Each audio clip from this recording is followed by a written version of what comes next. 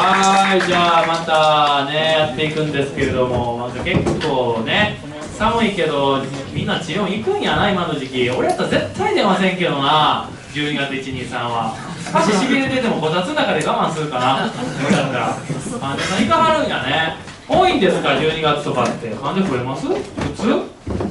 あ、変ねや。まあそんな感じみたいですけれども、まあでもいいですね。そのなんか新規がしっかり取れてて、まあねマーケットのこともあるかもしれないけど、売り上げしっかり出るってことはやっぱリピートとかがしっかりできてはるってことやから、もう素晴らしいとしか言いようがないわけですけれども、そしたらですね、また項目はいつもで、お前はまたこのね隣に座ってこうやって1ミリは俺が一番最初に喋らな気が済まへんみたいな感じですけども、いいんですか皆さん、こっちの人たちはもうちょっとこうなんか腹渡に繰り返る系のやんちゃなやつはいないんですか？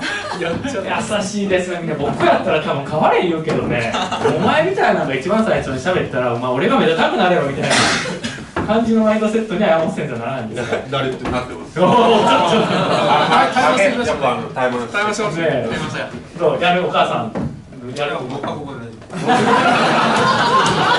ああ、面白いですね。はいはいはい。まあ言ってますけれども、じゃあまた項目はですね、またお名前とまああと数字とですね、あとあれです。まあ皆さんにシェアしたいこととか。っていう感じでやっていこうと思うので、ちょっとなしもちゃんってこれつけてくれへん？ごめん、ちょっとまた作りに一応ストーリーボードだけ載せとくのでやっていただきたいので、じゃあまた宮崎のマンゴーくんからですね、今月もマンゴーくんが無事に一等賞を取れましたので、一等賞かどうか知らないですけれども、マンゴーくんから順番に喋っていただこうと思いますので、じゃあお願いいたします。はい、はい、紹介もらいましたマンゴーくんの数です。いやもう静まり返ってますよね。全然ね、これちょっと顔がいいからすぐ一流からこれね、ほんまに。特にこれ女性陣が多かったからえらいことになってますけどね。調子に乗らない。はい、喋ってください。まあ先月ですね、先月は196万と8000円でした。で、新規が27人で、2回目が25人、92% ですね。で、6回目が 88.9% でした。で、今月がリピート率が2回目が 100% で6回目が 92% なんですね。で、やっぱ多分得意なんですよね、多分僕。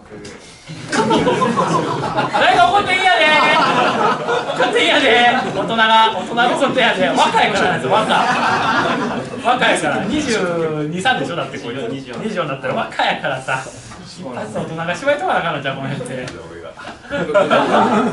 で、SEO もまあありがたいことに1位になったんですね。宮崎腰痛とかコラボでもその辺も結構だいぶ上がってきたんですけど、やっぱりポイントはやっぱ新規を絶対に逃さないというのが僕のポイントなんですけど、やっぱりリピートで大事なことはやっぱ相手にやっぱ数字、何回来てってのと期限、あんたはいついつ卒業させるからっていう期限、そしてセルフケアはちゃんと守れるかっていうこの3つが僕はいつも大事にしてるんですね。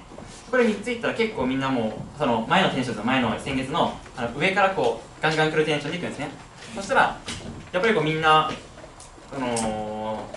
リピートしてくれるんです。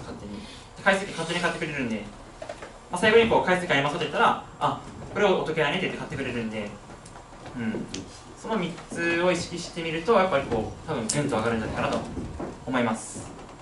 はい、そんな感じです。はい、全然わかんないですけど